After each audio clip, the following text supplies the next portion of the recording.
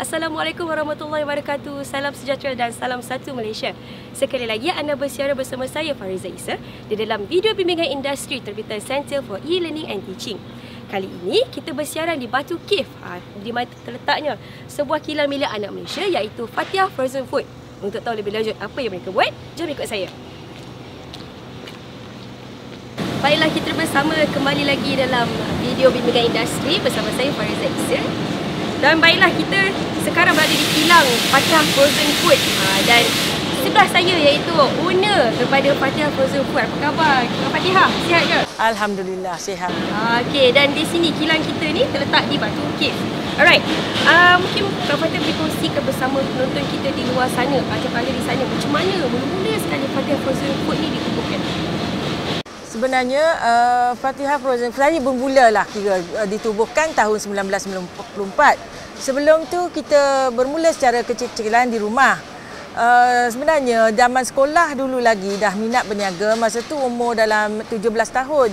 Sebelum tu, sebelum buat kari pap, saya ada buat kuih siput, kuih gunting, mihun, mi goreng untuk diletak dekat gerai-gerai di Kelantan masa tu.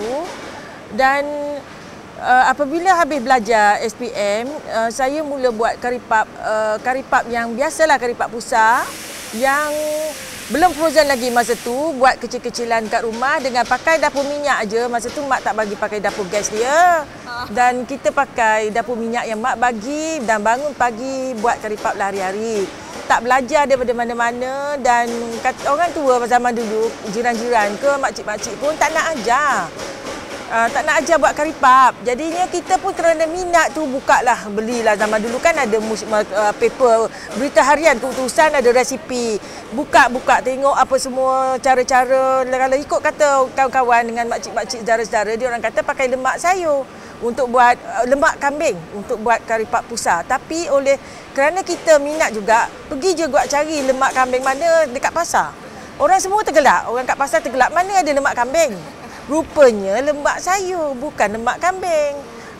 Kita buatlah pakai lemak sayur, pecahlah berapa banyaklah, rosak gandum apa semua, sampai kena marah, kena bebel dekat mak pun buat juga sehingga terjadilah satu resipi yang sangat sedap. Jadi resipi buatan sendiri? Sendiri. Masa tu tak ada apa, tak ada peralatan, uli dengan tangan, potong dengan tangan apa semua. Pakai peti yang mak buat dekat rumah je untuk simpan. Tak ada simpan pun, masa tu tak tahu apa itu frozen.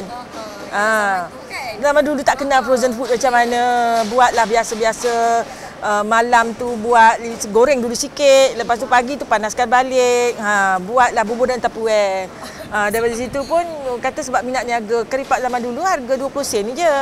Tapi minat buat juga. Bukan kerana duit, kerana semula jadi. Passion. Minat yang semula jadi dalam bidang masak. Tak ada kursus, tak ada apa, oleh kerana minat je. Walaupun dia halang, tetap buat juga. Zaman sekarang orang di Malaysia basically yang beragama Islam sangat sensitif dengan label halal pada makanan yang mereka makan. Jadi bertepatan dengan tajuk kita pada hari ini iaitu makanan halal.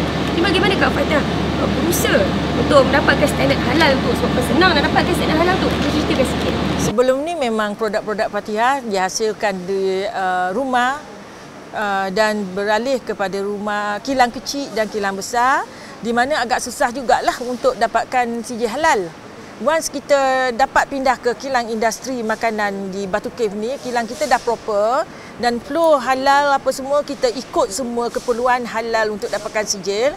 Dan alhamdulillah kita dapat, walaupun agak lama juga untuk dapat, bukan senang.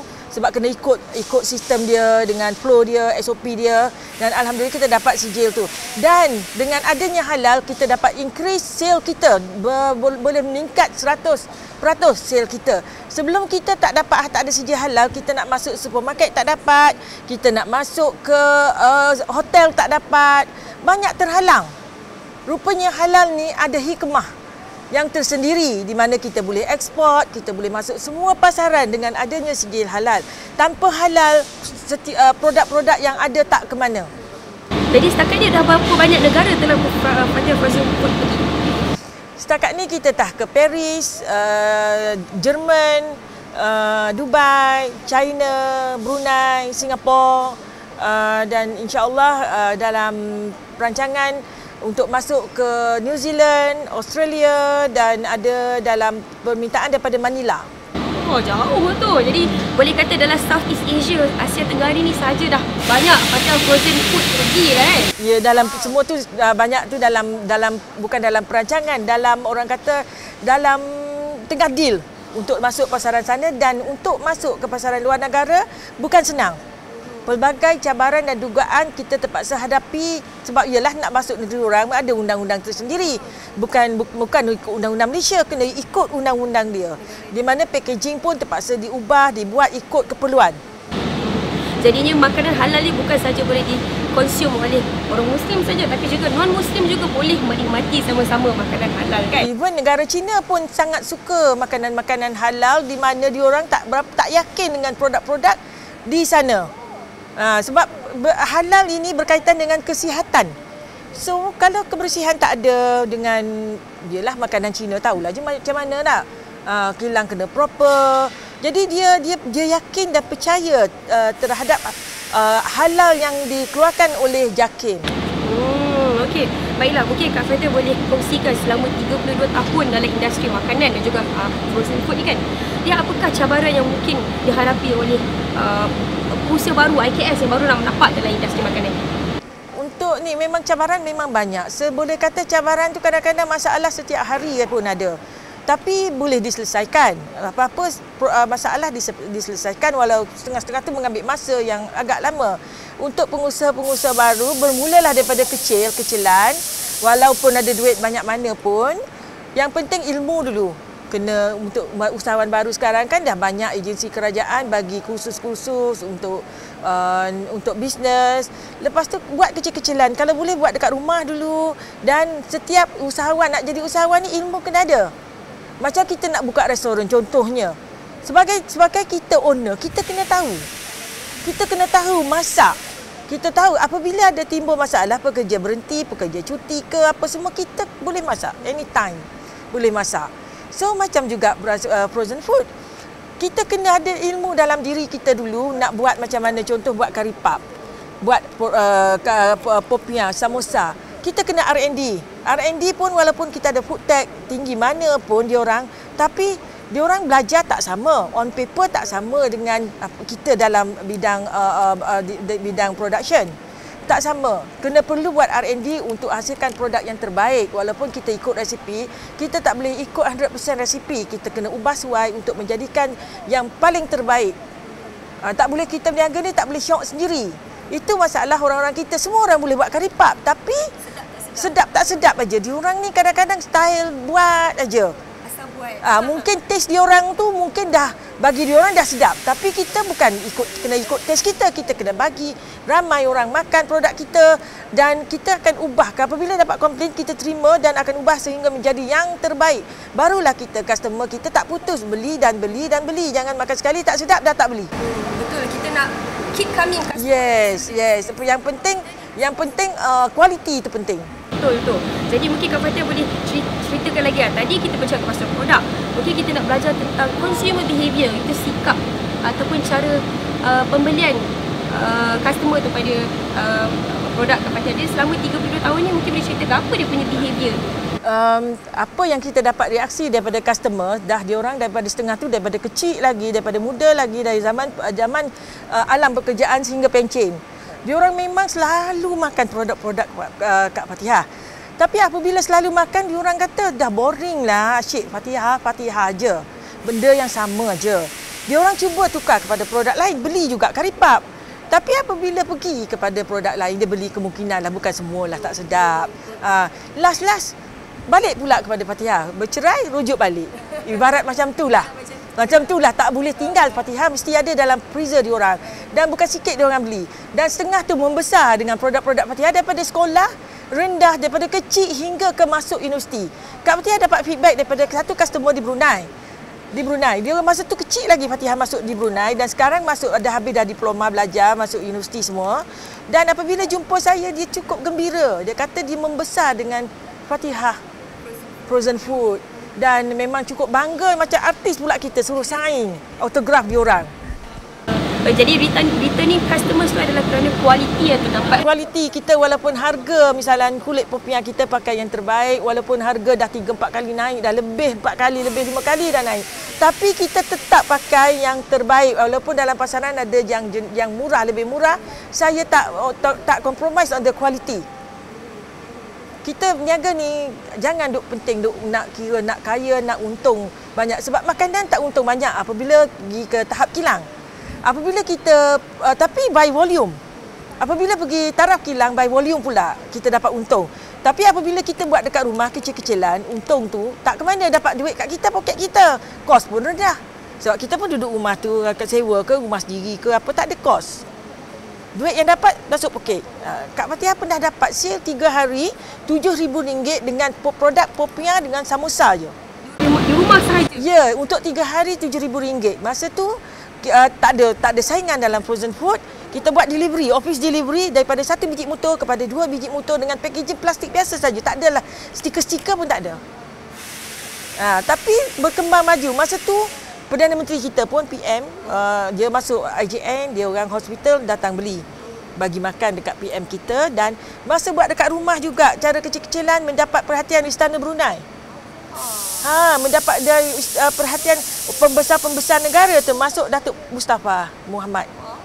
Masa tu dia duduk dekat Ampang, kita deliver naik motor je pergi deliver dekat rumah dia di Ampang. Jadi bermaknanya mendapat perhatian orang-orang kenamaan dan juga orang-orang biasa. Dan sehingga kini mereka masih lagi membeli? Sebab kita kan tak kenal customer kita siapa. Macam yang tadi, ramai rupanya dah hantar driver-driver dah kat sini. Macam saya jumpa baru ni Ketua Pengarah Jabatan Perikanan, Datuk Ismail. Dia jumpa saya kata, pernah nampak lah Datuk. Dia kata, kenapa tak kenal? Kita jumpa di Hong Kong dulu. Saya lupa. Dia kata saya nak dapat produk dekat Putrajaya susah. So dia hantar driver mari beli dekat sini. Tapi kita tak perasan. Kita tak tahu siapa. Kita tak tanya awak beli untuk siapa. India pun ada mari beli, mungkin dia orang driver to somebody. Tan Sri apa semualah. So consumer pun pengguna kepada Fatihah Frozen Food adalah orang Malaysia lah. Kerana kualiti kita mereka tetap akan datang. India, China pun tetap beli. Apabila kita boleh tengok masa di expo apa semua, apabila dia rasa produk kita, dia orang akan terus beli. Biasakan dia orang ni berkira kan memilih, tapi dengan kita dengan jaga kualiti, dengan jaga kesedapannya apa semua, insya-Allah. Jadi mungkin Kak Fatihah boleh berikan lebih banyak advice, nasihat kepada para pelajar kita di Politeknik khususnya tentang bagaimana untuk mendalami ilmu buat makanan frozen ataupun makanan halal macam ni kita nak provide semua. Yang penting nombor 1 kena lulus dulu dan dapatkan diploma ataupun ijazah ke apa. Tapi kena faham ijazah, diploma yang kamu dapat semua itu on paper je, tak sama apabila pergi ke dunia perniagaan di mana kita kena duduk dalam perniagaan tak sama nak implement, tapi ilmu tu penting. Ilmu tu penting, jangan pula kata tak belajar. Nanti kita tak belajar, tak ada ilmu, tak masuk universiti, benda tu tak boleh pergi jauh, tak berkembang, otak kita tak berkembang. Jadi sebagai rujukan mesti masuk ke universiti, pergi kena dapat sijil dan lulus, baru kita boleh ni masuk dalam bisnes ni. Jangan gopoh-gopoh, kena ada ilmu, kena belajar, kena ambil pengalaman dulu, baru boleh buat start bisnes sendiri. Dan jangan pergi besar-besar. Sekarang ni kan kerajaan agensi banyak, bank-bank banyak offer loan. Jangan terpengaruh. Sebab loan yang banyak dapat tu dia salah guna, banyak disalah guna oleh bakat usahawan-usahawan baru. Dia orang beli kereta lah, dia orang banyaklah enjoy lah, bukan guna sepenuhnya untuk perniagaan. Sebenarnya perniagaan frozen food ni tak perlu modal besar, RM50 pun dah cukup. Cukup RM50 untuk beli ubi, bawang, gandum dan peti yang ada kat rumah. Kalau kita tak ada duit, kita boleh buat ansuran singa. Kak Fatihah dulu daripada 1 biji ansuran bayar RM30, RM40 je sebulan. Sampai habis, tambah lagi freezer singa tu. Sampai lebih daripada 10 biji kita ada. Dan sehingga sekarang dah harga freezer pun beribu-ribu dah satu. Ratus ribu dah yang ada sekarang bernilai. Itu kita buat kecil-kecil dulu, yang penting keuntungan dan orang kata kepuasan. Akhir kata daripada Kak Fatihah sebelum kita menutup rancangan kita, program kita pada hari ini, kepada para pelajar dan juga pensyarah kita di luar sana, macam mana nak stay strong 32 years in this industry? Okay. Satu, kita jangan cepat putus asa, semangat mesti kuat dan kita pergi ke depan, janganlah pula undur ke belakang. Walau kita rugi pun kita terus juga. Dan yang penting jaga kualiti. Kalau benda tak ada, orang makan tak sedap, siapa nak ulang balik? Customer kita pun lari. Dia tak, kalau dah tak sedap kan. Macam saya juga Kak Fatihah, kalau beli produk, suka kari pak sampai hari ni, kari pak orang pun beli. Di Brunei, pergi Brunei beli kari pak daripada Brunei, yang usahawan Brunei. Bukan kita nak cuba orang punya, tapi apabila sedap, kita beli dan kita makan. Buat balik kat Singapura ke apa, kita tak kira. Mahal, nombor 2 nak mahal. Yang penting berkualiti. Jadi yang penting kualiti mesti ada dan jangan cepat putus asa dan semangat mesti kuat. Dan kalau dah buat benda tu bersungguh, jangan pula pergi buat benda ni tak laku, pergi buat pula benda lain, banyak kena fokus. Okey, baiklah. Baik, terima kasih kepada Puan Fatihah ni. Saya begitu teruja dan bersemangat sekali mendengar kata-kata kepada Puan Fatihah. Dan terima kasih kepada anda yang masih lagi bersama kami menonton rancangan ataupun video bimbingan industri terbitan Center for E-Learning and Teaching.